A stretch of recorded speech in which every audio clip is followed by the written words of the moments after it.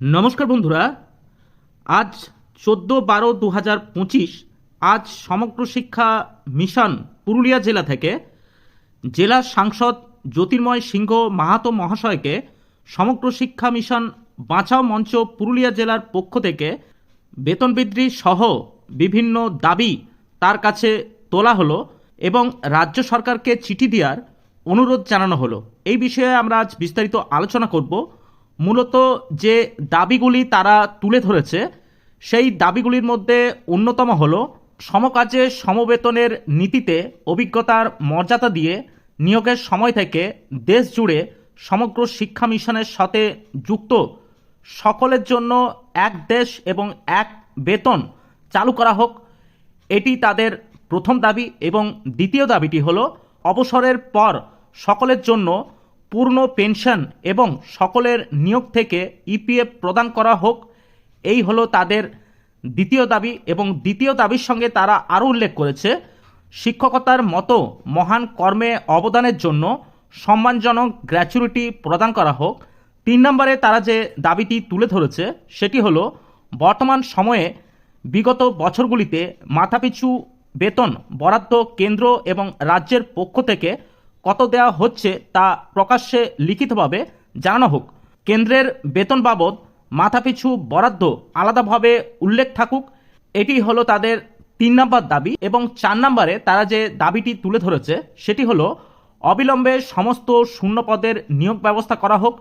এবং সর্বশেষ তারা যে দাবিটি জানিয়েছে সেটি হলো মৃত এমপ্লয়ীদের সকলকে ন্যূনতম 20 লক্ষ টাকা ক্ষতিপূরণ এবং পোষ্যককে চাকরি দেওয়া হোক। তো এই হলো মূলত 5টি দাবি। এই 5টি দাবি তারা জানিয়েছেন জেলা সাংসদ জ্যোতির্ময় সিংহ মাহাতো মহাশয়কে। এবং তার সাথে এই আবেদনপত্রে যেটি লেখা হয়েছে সেটি হলো সমগ্র শিক্ষা মিশনের সাথে যুক্ত পার্শ্ব শিক্ষক শিক্ষিকা এসএসকে এমএসকে শিক্ষক শিক্ষিকা শিক্ষাবন্ধু এবং সর্বশিক্ষা কর্মচারী সহ প্রায় 1 লক্ষের কাছাকাছি দীর্ঘ 20 থেকে 25 বছর ধরে আন্তরিকতার সাথে তারা কাজ করে চলেছে। সমগ্র শিক্ষার সাথে যুক্ত অধিকাংশ মাসে পারিশ্রমিক হিসাবে তারা 8,000 থেকে 13,000 টাকা হাতে পান। এই সামান্য অর্থে তাদের পরিবার চলছে না। প্রতিদিন অর্থাভাবে রাজ্যের বিভিন্ন জায়গায় অকাল মৃত্যু ঘটছে কোনো না কোনো কর্মীদের। এই কথাগুলি তারা উল্লেখ করেছে তাদের যে আবেদনপত্র সেই আবেদনপত্রে।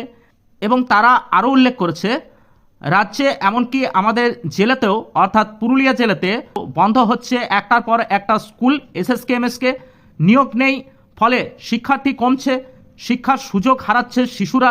এই সব বিভিন্ন দাবিগুলি তারা তুলে ধরেছে এই দাবিপত্রে।